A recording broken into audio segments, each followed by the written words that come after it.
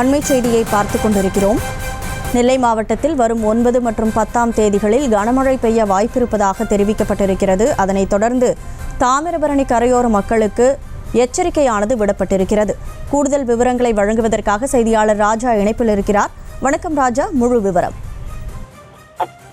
வணக்கம் கனிமொழி. நெல்லை மாவட்டத்தில் கடந்த டிசம்பர் மாதம் பெய்த கனமழையால் அனைத்து நீர்நிலையும் நிறைந்து விடுகின்றன. மேற்கு தொடர்ச்சி மலை மற்றும் சுற்று வட்டார பகுதிகளில் இன்று பரவலாக மழை பெய்ததன் காரணமாக பாபநாசம் மற்றும் மணிமுத்தாறு அணைகளுக்கு நீர்வரத்து அதிகரித்துள்ளது.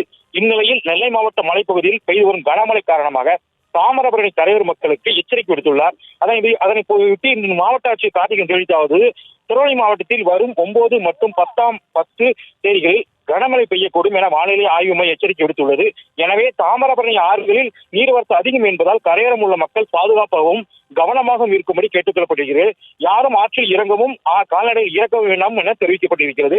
அரசால் அவ்வப்போது வழங்கப்படும் எச்சரிக்கைகளை கவனத்தில் கொண்டு செயல்படுமாறும் கேட்டுக் கொள்ளப்படுகிறது.